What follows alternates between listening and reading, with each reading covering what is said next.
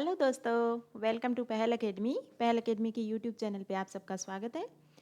हमारी यहाँ current affair की क्लासेज है जो वीकली मंडे टू मंडे होती हैं, वो आज हम करने जा रहे हैं। कुछ दिनों से नेट बंदी की प्रॉब्लम थी, सबको पता है। इस वजह से हमारी जो राजस्थान आर्ट कल्चर की क्लासेज है वो कंटिन्यू नहीं हो पाई। ठीक है, कल से हम फिर को उस सेशन को कंटिन्यू करेंगे। आज हम करंट अफेयर की क्लास है उसको कंप्लीट करते हैं। इसमें पहला सवाल क्या है, देखो आपके मिशन बुनियाद क्या है का संबंध निम्न में से किससे है। मिशन बुनियाद तो डिजिटल शिक्षा पर आधारित कार्यक्रम, राज्य में खेल के लिए आधारभूत संरचना का निर्माण करना, राज्य राजमार्ग निर्माण को गति देना, बच्चों के पोषण स्तर को सुधारना। तो ये मिशन जो बुनियाद कार्यक्रम है, सबसे पहले तो ये याद रखो कि ये राज्य सरकार का कार्यक्रम है। ठीक है, राज्य सरकार ने मिशन बुनियाद शुरू किया है। और किस लिए? क्योंकि बुनियाद है वो मजबूत करो। तो जो डिजिटल शिक्षा है ना, डिजिटल शिक्षा, इस पर आधारित ये कार्यक्रम है अपना मिशन बुनियाद, जो अभी नया कार्यक्रम नहीं है, पहले से 6 जो जिले हैं उसमें ये कार्यक्रम चल रहा है। वहाँ क्या इसकी रिपोर्ट बहुत अच्छी आई है। लोग बच्चे हैं उनके सीखने का स्तर बहुत ज़्यादा बढ़ा है, क्योंकि उनको टैबलेट्स वगैरह वितरित किए गए थे। तो देखा है कि बच्चे हैं इससे काफ़ी कुछ सीख रहे हैं, क्योंकि वर्तमान में जो टेक्नोलॉजी है उसका नॉलेज होना भी बच्चों को बहुत ज़रूरी है। तो इसलिए राज्य सरकार ने क्या किया, इस मिशन बुनियाद को संपूर्ण राज्य में लागू करने का फैसला किया है। ओके, देखते हैं आगे। राज्य सरकार प्रदेश भर में बच्चों को डिजिटल माध्यम से शिक्षा देने पर फोकस कर रही है। इसी क्रम में डिजिटल शिक्षा पर आधारित है अपना मिशन बुनियाद कार्यक्रम, ये सभी जिलों में लागू किया जाएगा। वर्तमान में मैंने अभी बताया ना आपको, 6 जिलों में ये कार्यक्रम चल रहा है, जिसे अभी सभी जिलों में लागू किया जाएगा।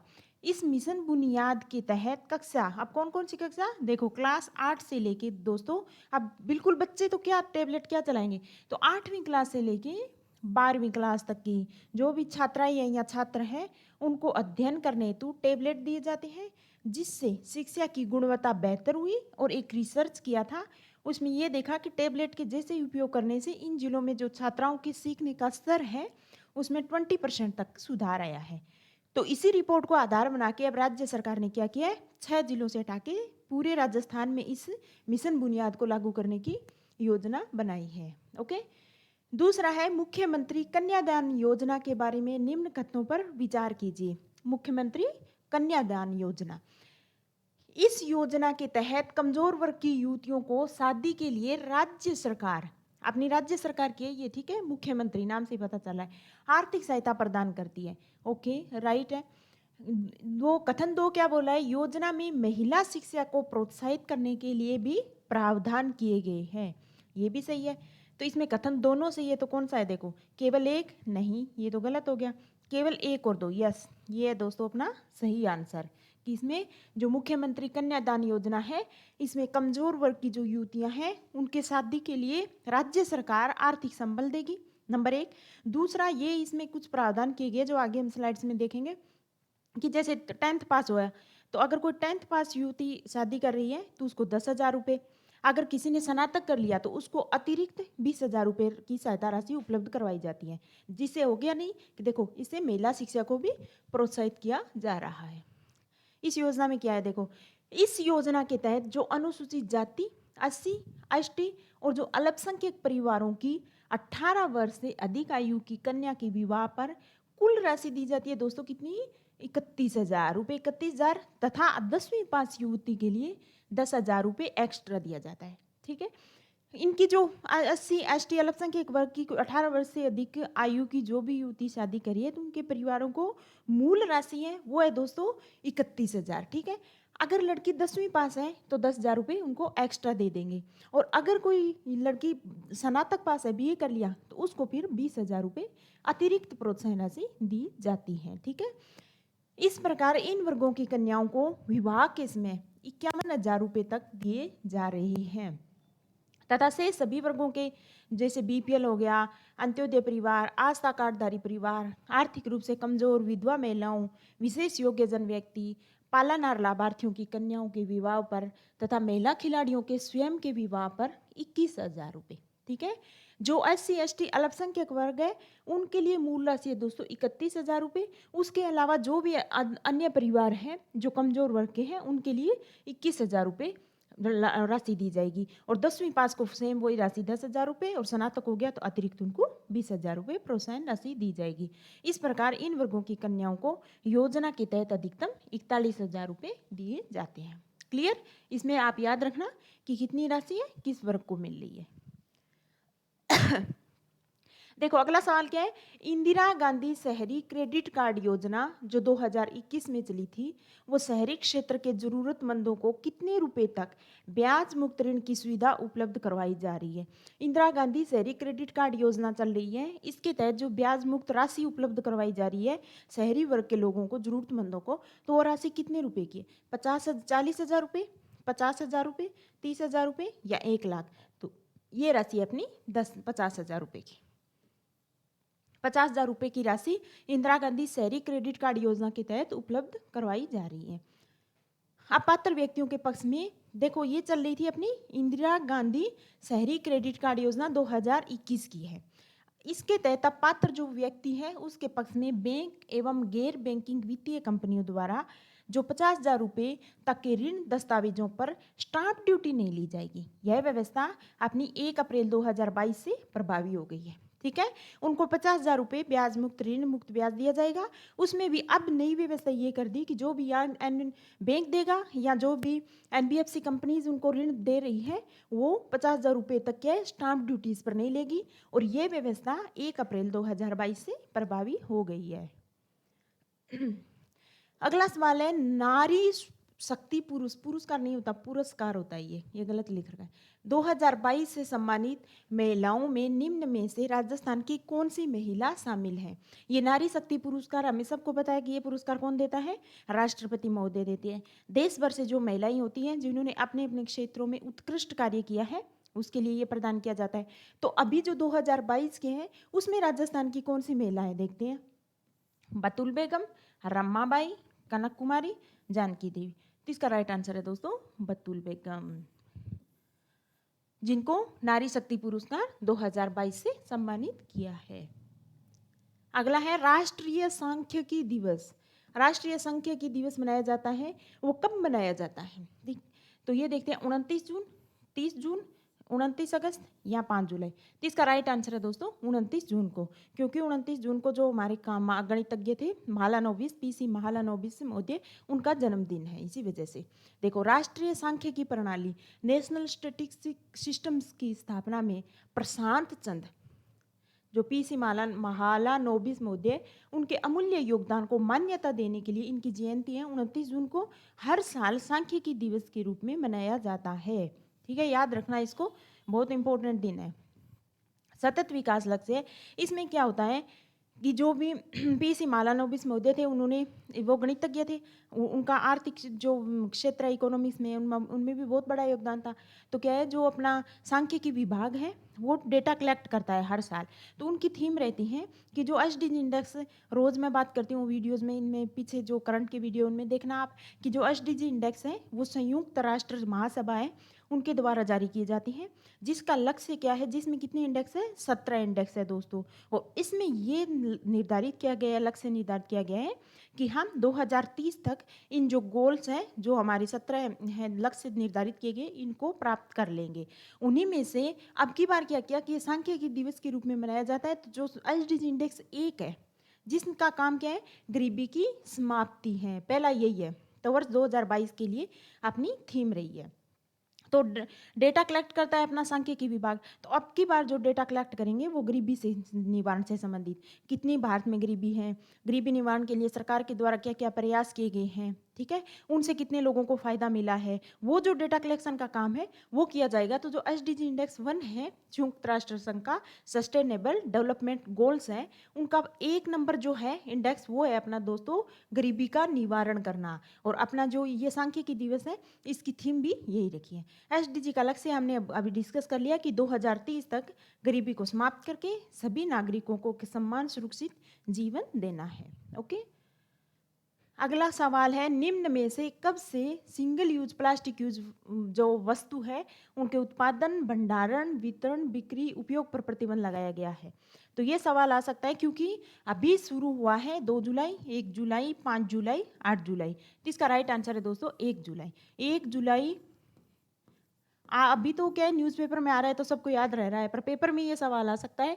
तो 1 जुलाई 2022 से ये बोला है कि जो सिंगल यूज प्लास्टिक की वस्तु है, कोई भी वस्तु है, ठीक है, तो उसका ना तो उत्पादन कर सकते हैं, ना भंडारण, ना वितरण, ना बिक्री, उपयोग, हर तरीके से प्रतिबंध लगाया गया है 1 जुलाई 2022 से। क्लियर?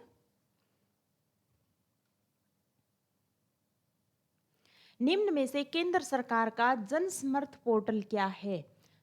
तो जन समर्थ पोर्टल अभी सेंटर सरकार, जो केंद्र सरकार है, उसने जारी किया है। तो वो क्या है जन समर्थ पोर्टल? तो ए है, ऋण से जुड़ी सभी सरकारी योजनाओं का लाभ एक जगह पर उपलब्ध होना। भी ऋण से जुड़ी हुई जो भी योजनाएं चल रही है उनको एक जगह पर उपलब्ध करवाना। जनता में जागरूकता लाना, जन समर्थ पोर्टल। कौशल का विकास करना, शिक्षा से संबंधित योजनाओं का लाभ मिलना। तो इसका राइट आंसर होगा ए। जन समर्थ पोर्टल है वो केंद्र सरकार का है। इसका उद्देश्य है कि ऋण से जुड़ी हुई जितनी भी योजनाएं हैं उनको एक जगह पर उपलब्ध करवाना, ताकि जनता को वन स्टॉप सॉल्यूशन मिल सके। ठीक है, तो एकीकृत क्रेडिट पोर्टल है अपना जन समर्थ पोर्टल।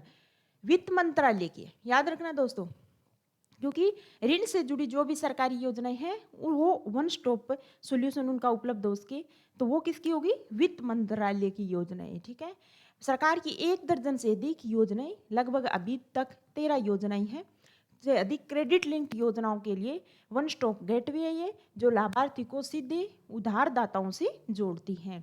पोर्टल छात्रों, किसानों, व्यापारियों, सूक्ष्म लघु मध्यम उद्यम के उद्यमियों के जीवन में सुधार करेगा और स्टार्टअप पारिस्थितिकी तंत्र में भी सुधार करेगा। इसमें यह है कि सरकारी जो भी मतलब लगभग 13 योजनाएं अभी फिलहाल शामिल की है इसमें।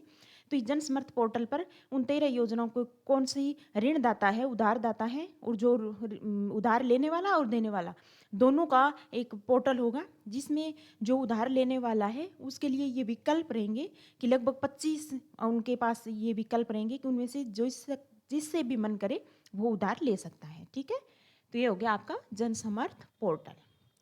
अगला सवाल है, बायोटेक स्टार्टअप एक्सपो हुआ है दोस्तों 2022 का आयोजन निम्न में से कहाँ किया गया है? बायोटेक स्टार्टअप एक्सपो 2022 ये भारत सरकार का है। बायोटेक यानी जैव प्रौद्योगिकी से संबंधित जो भी स्टार्टअप्स करना चाह रहे हैं, ठीक है, तो उनको बढ़ावा देने के लिए, उनके लिए अनुकूल माहौल बनाने के लिए बायोटेक स्टार्टअप एक्सपो हुआ है।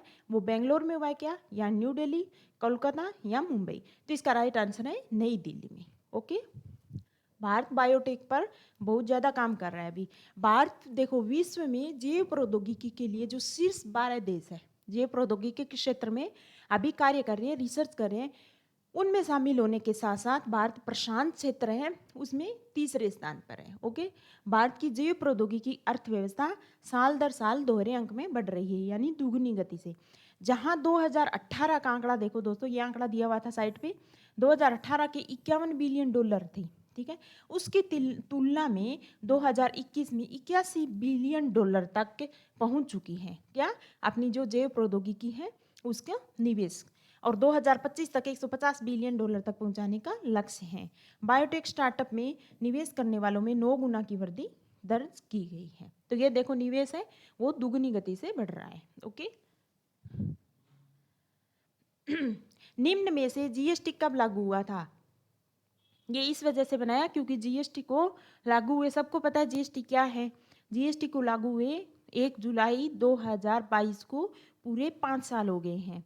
तो सरकार ने 5 साल जीएसटी के हो गए, इसमें सरकार ने एक डॉक्यूमेंट जारी किया है। तो जीएसटी कब 1 जुलाई 2017, 2 अक्टूबर 2018, 15 अगस्त 2022, 10 जुलाई 2021।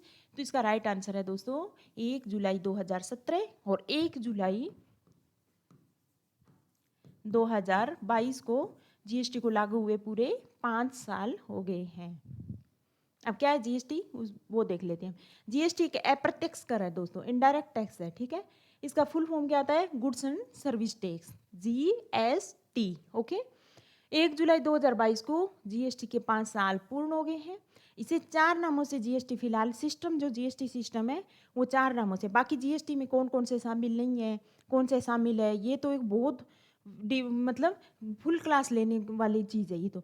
अभी फिलहाल देखते हैं जीएसटी के 5 सिस्टम। एक तो जीएसटी सिस्टम लागू है, सबसे पहला सीजीएसटी। सी मतलब central goods and service tax. Central goods and service tax है, कोई सौदा अगर एक ही राज्य के दो पक्षों के बीच हो रहा हो तो केंद्र के हिस्से के रूप में सीजीएसटी देना पड़ता है। ठीक है, एक ही राज्य हो, उसके दो कारोबारी या दो कोई भी पक्ष है, वो अगर कोई सौदा कर रहे हैं तो उसमें केंद्र का एक हिस्सा होता है, वो होता है आपका सीजीएसटी।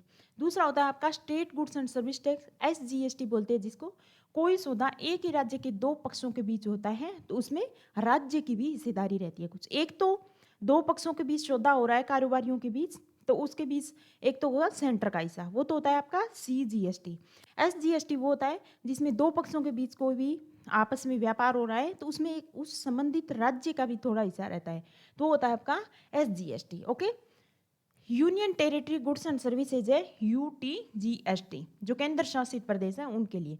अगर कोई सौदा किसी केंद्र शासित राज्य के दो पक्ष कारोबारियों के बीच हो रहा है तो उस केंद्र शासित राज्य के हिस्से के रूप में यूटीजीएसटी चुकाना पड़ता है। एक होता है आपका integrated goods and services tax, जिसको बोलते हैं आईजीएसटी।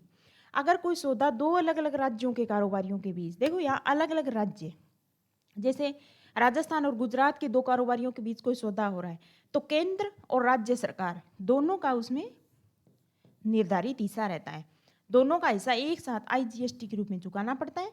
यह केंद्र सरकार को दिया जाता है, केंद्र राज्य को ऐसा उसे देते हैं। केंद्र है वो राज्य को उसका हिस्सा देते हैं। ये हो गया आपका आईजीएसटी। क्लियर? तो ये अप्रत्यक्ष कर है, 1 जुलाई 2017 से लागू हुआ था। फिलहाल इसके 5 साल पूर्ण हो गए। वर्तमान में अपनी ये व्यवस्था लागू है।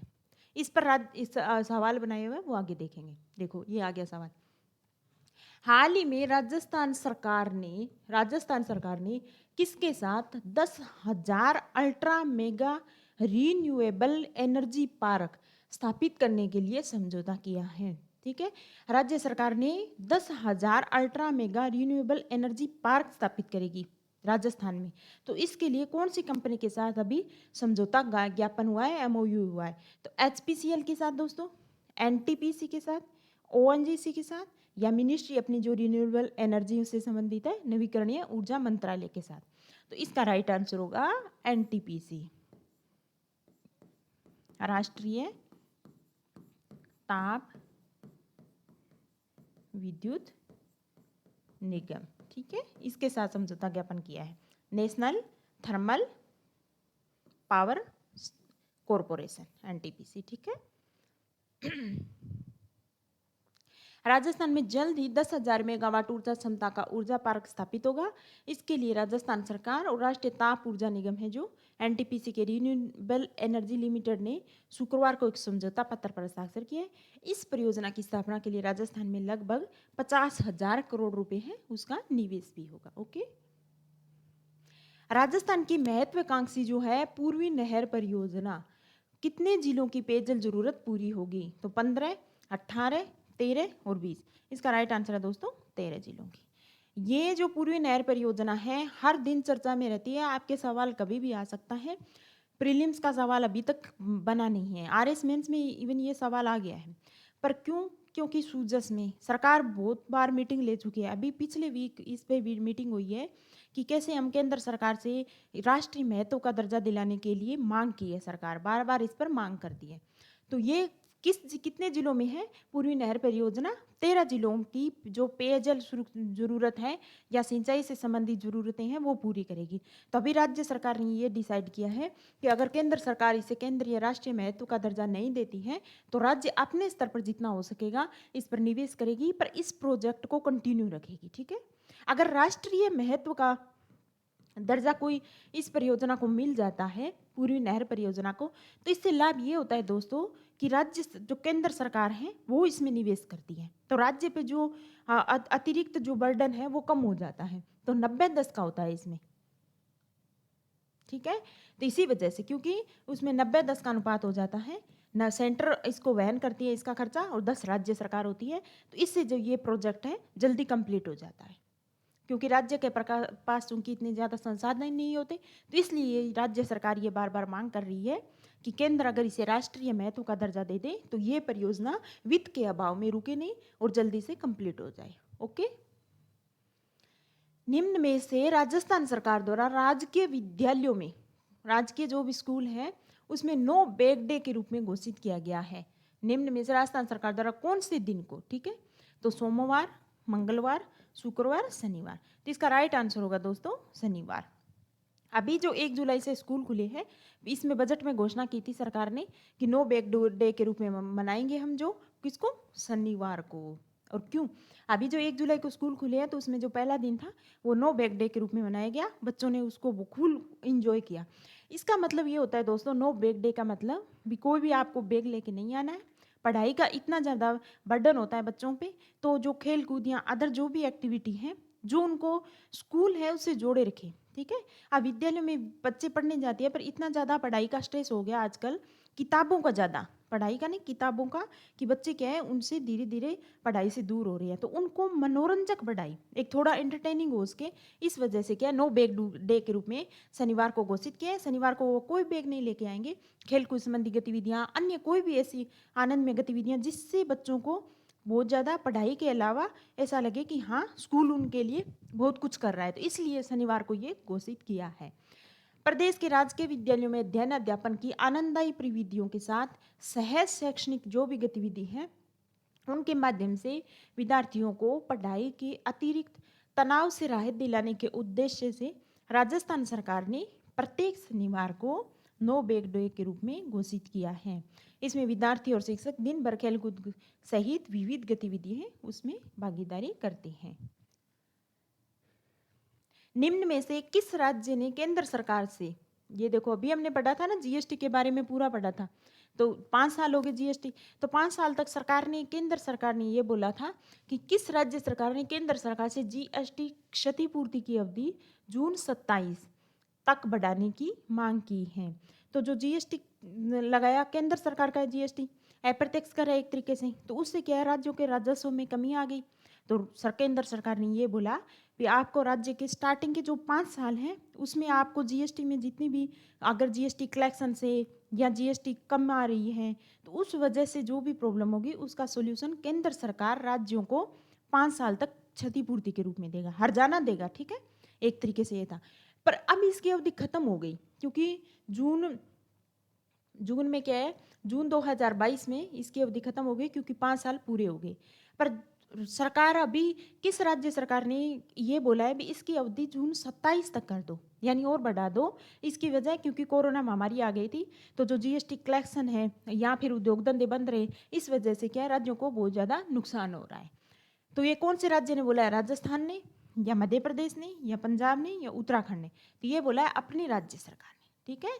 राजस्थान सरकार ने केंद्र सरकार से बोला है कि जो जीएसटी क्षतिपूर्ति की अवधि है वो जून 27 कर दो, थोड़ा 5 साल और बढ़ा दो, तक बढ़ाने की मांग की है। ओके। राजस्थान सरकार ने केंद्र सरकार से राज्य सरकारों को दे है जो जीएसटी क्षतिपूर्ति, ये मैंने बता दिया आपको, इसकी अवधि जून 2022 से 5 साल और बढ़ा दो भाई, जब तक हम थोड़ा संभल जाएं। बढ़ाकर नहीं, बढ़ाकर जून 27 तक करने की मांग की है। कोरोना महामारी के दौरान सख्ती से लागू की गई जो लॉकडाउन की व्यवस्था थी, इस कारण राज्य के राजस्व संग्रहण पर अत्यधिक नकारात्मक प्रभाव पड़ा है, तो वो उसका कारण बताया है इसमें, ठीक है, क्लियर। भारत का अभी हाल ही में हुआ है भारत का सबसे बड़ा फ्लोटिंग सोलर प्रोजेक्ट कहाँ, किस राज्य में, भारत का सबसे बड़ा फ्लोटिंग सोलर प्रोजेक्ट निम्न में से किस राज्य में है, आंध्र प्रदेश, तेलंगाना, महाराष्ट्र या उत्तर प्रदेश। तो इसका राइट आंसर है दोस्तों तेलंगाना में, ठीक है। फ्लोटिंग सोलर प्रोजेक्ट क्या होता है कि कोई नदी हो गई, कोई नदी नहीं, कोई तालाब हो गया, कोई जलाशय हो गया, झील हो गया, तो उस पर जो सोलर प्रोजेक्ट लगाया जाता है ना, वो होता है आपका फ्लोटिंग सोलर प्रोजेक्ट। क्योंकि चूंकि भारत सरकार है रिन्यूएबल एनर्जी की तरफ बहुत ज़्यादा ध्यान दे रही है, तो उसी में की कड़ी में ये आपका ये तेलंगाना राज्य में स्थापित किया गया है।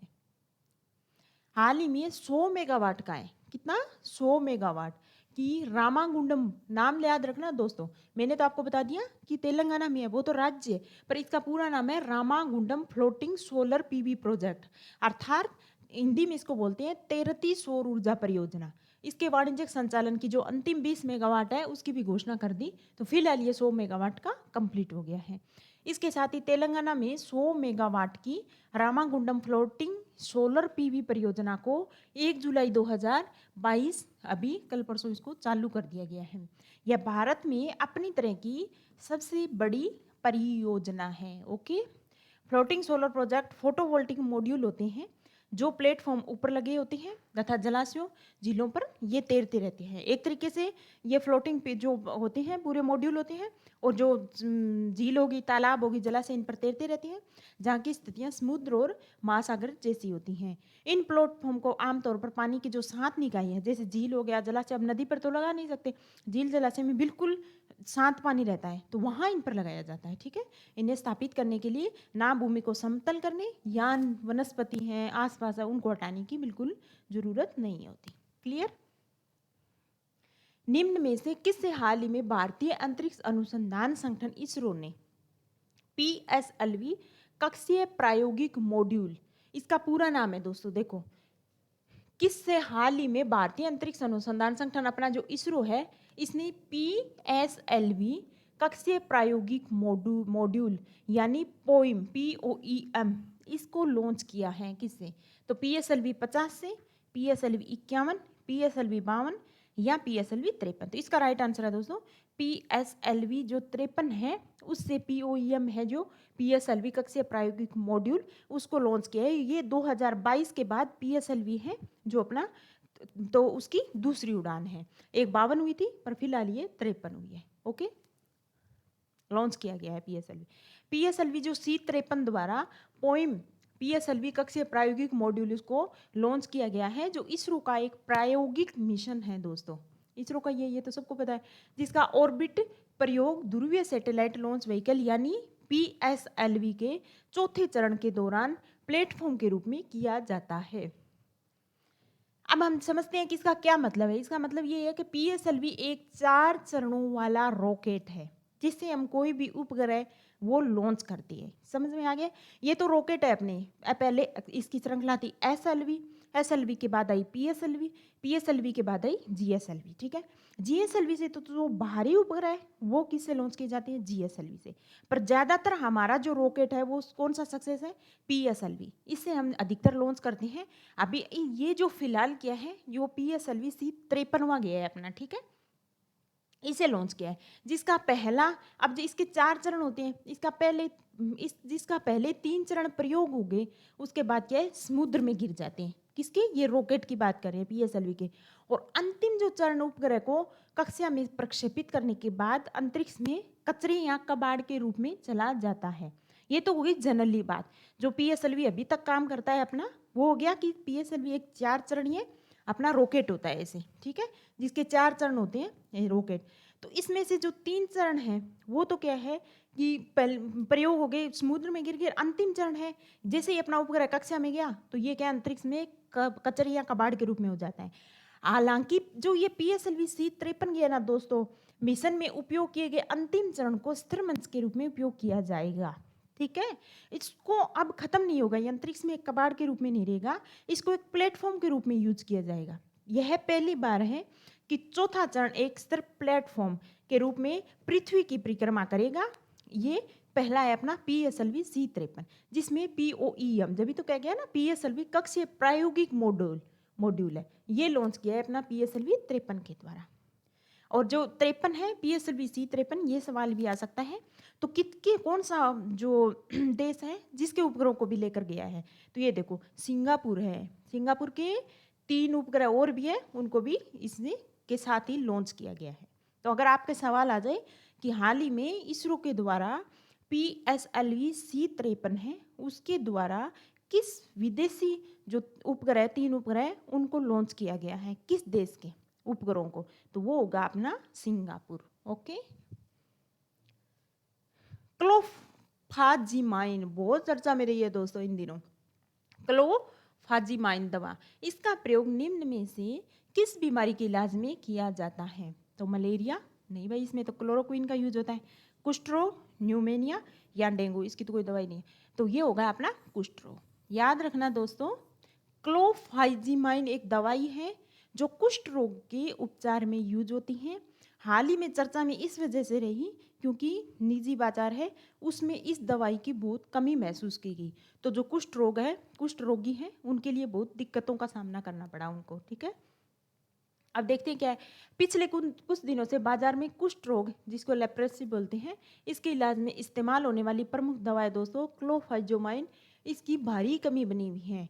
कुष्ठ रोग क्या है? एक माइक्रो बैक्टीरियम, जो माइक्रो बैक्टीरियम बैक्टीरिया संबंधी रोग है, जीवाणु रोग है। माइक्रो बैक्टीरियम लेप्रे नामक जीवाणु के कारण होता है। इसे हैंसेन डिजीज के नाम से भी जाना जाता है। कभी आपके कोई भी साइंस में सवाल आ जाए कि हैंसेन डिजीज निम्न में से कौन सा है, तो कुष्ठ रोग को ही हैंसेन डिजीज कहते हैं। ये भी जो माइक्रोबैक्टीरियम लेप्रे है, इस जीवाणु से होता है। यह त्वचा, तंत्रिका तंत्र या अपनी मांसपेशियां उसको कमजोर करता है। भारत में इसके निवारण के लिए राष्ट्रीय कुष्ठ उन्मूलन कार्यक्रम चल रहा है, जो अपना राष्ट्रीय स्वास्थ्य कार्यक्रम है उसका एक हिस्सा है।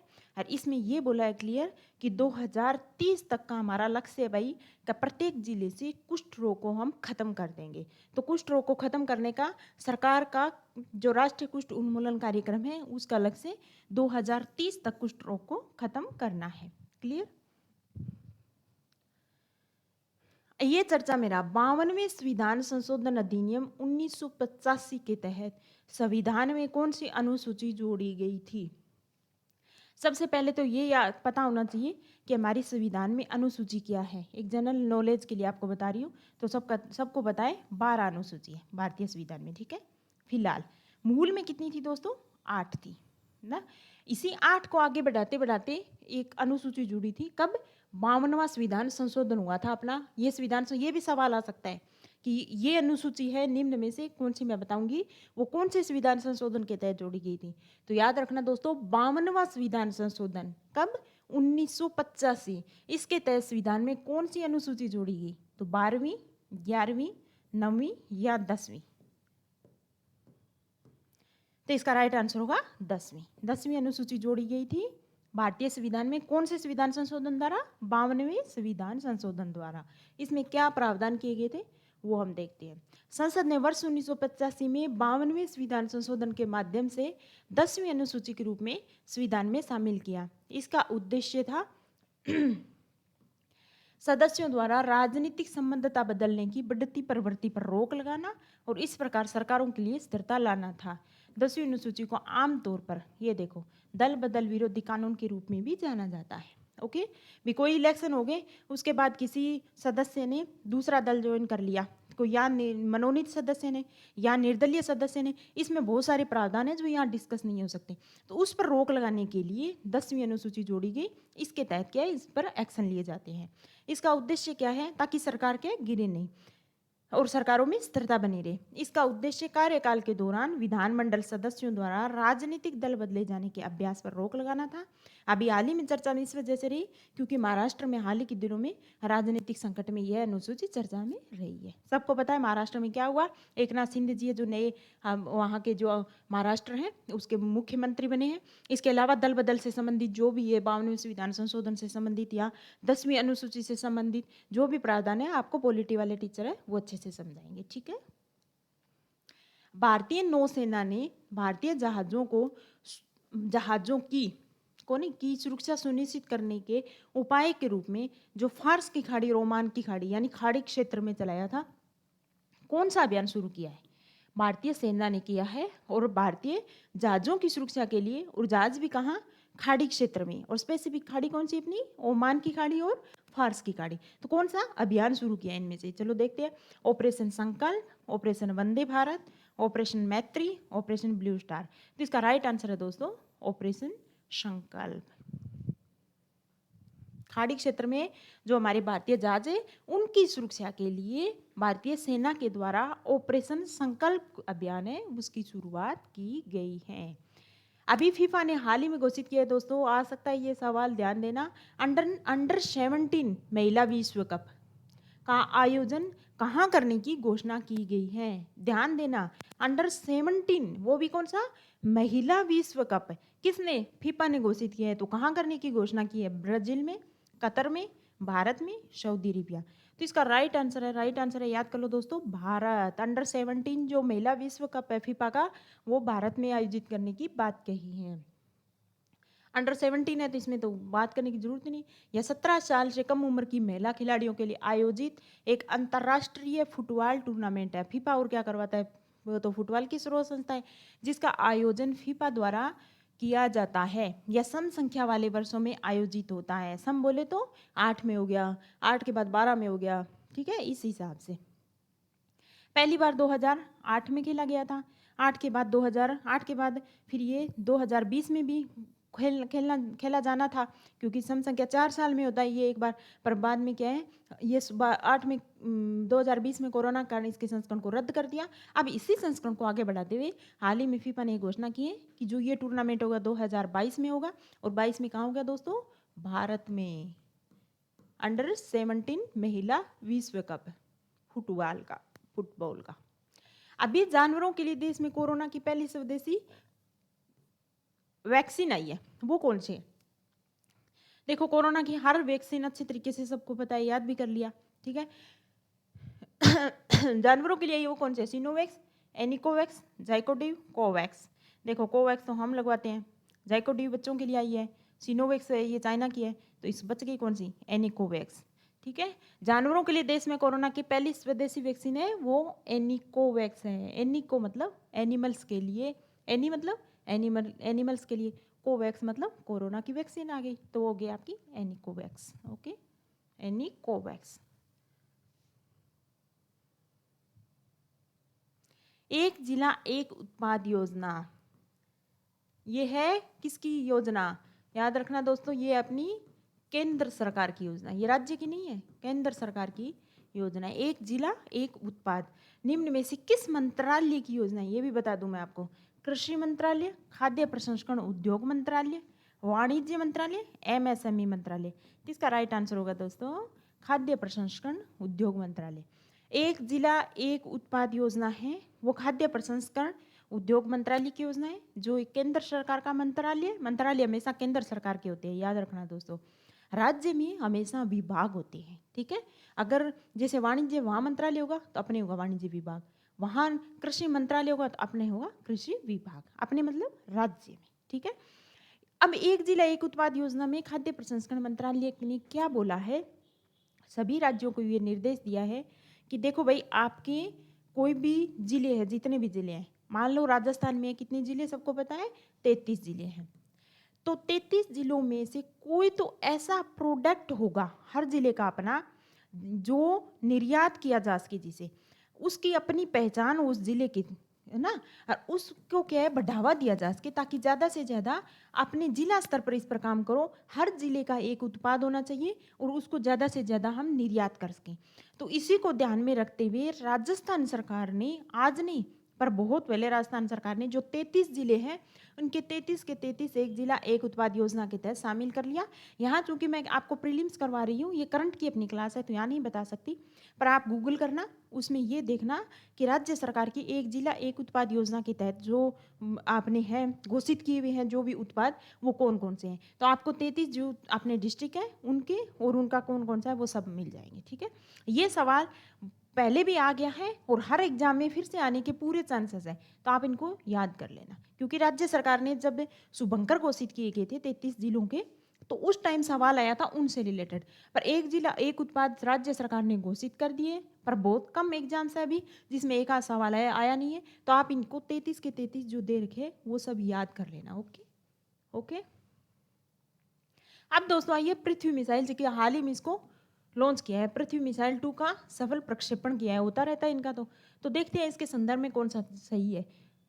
पृथ्वी मिसाइल 2 के संदर्भ में निम्न में कौन सा कथन सही है। यह सतह पर मार करने वाली मिसाइल है। बिल्कुल दोस्तों, सतह से सतह पर मार करने वाली मिसाइल, कम दूरी की मिसाइल है ये। इसका नौ सैनिक संस्करण धनुष है। पृथ्वी मिसाइल 2 की बात हो रही है, तो नहीं दोस्तों, ये गलत है, क्योंकि पृथ्वी मिसाइल जो अपनी है एक और पृथ्वी मिसाइल जो है 3, ये 3 ही आई है, इसके 3 संस्करण है 1, 2, 3। पृथ्वी मिसाइल 1 और 3 है, उसका जो नौसैनिक संस्करण है वो है दोस्तों धनुष, 2 का नहीं है, तो ये कथन आपका हो गया गलत। अब पृथ्वी मिसाइल 2 की रेंज कितनी है, लगभग 250 से 350 किलोमीटर, 350 किलोमीटर है, तो ये आपका बिल्कुल सही है। तो इसमें राइट आंसर क्या हो गया, 1 और 3। यहाँ कहाँ है, केवल है 2, 3, 1 और 3, तो ये सही हो गया आपका। Okay, clear. हाल ही में 2 बार लिख रखा है, हाल ही में भारत ने सतह से सतह पर मार करने वाली कम दूरी की बैलिस्टिक मिसाइल है पृथ्वी 2। इस पर हम कभी क्लास लेंगे, क्योंकि आरएस मेंस में क्लियर आपके मिसाइल दे रखा है, और आरएस प्रीलिम्स या अदर जो भी एग्जाम्स हैं, जैसे फर्स्ट ग्रेड क्या हो गया उनमें, तो उनमें क्या है, मिसाइल यानी भारत का जो रक्षा कार्यक्रम है, प्रोग्राम है, वो आता है, और उसमें मिसाइल के बिना तो काम नहीं चलेगा। तो जो सतह से सतह पर मार करने वाली ये कम दूरी की अपनी बैलिस्टिक मिसाइल है। पृथ्वी 2 एकल चरण ईंधन वाली सतह से सतह पर मार करने वाली शॉर्ट रेंज बैलिस्टिक मिसाइल है, एकल चरण ईंधन वाली है, 2 चरण नहीं है इसमें, खाली सिंगल स्टेज है ये, जिसकी रेंज लगभग 250 से 350 किलोमीटर है। ये भी आ सकता है आपके कि ये कितना बाहर ले जा सकती है, तो लगभग 1 टन पेलोड है, वो ले जा सकती है। पृथ्वी 1 और पृथ्वी 3 श्रेणी मिसाइल के नौसैनिक संस्करण है, उसका कोड नेम है दोस्तों धनुष, ये हम डिस्कस कर चुके हैं। अगला सवाल, ऑपरेशन नारकोस, ये पीआईबी पे दे रखा था, भारत सरकार ने अपना ऑपरेशन नारकोस, तो निम्न में से किसके द्वारा चलाया गया है, क्योंकि जो पीआईबी पे दी हुई न्यूज होती है वो वेरी इंपॉर्टेंट होती है, तो हमको ध्यान में रखना है इसको।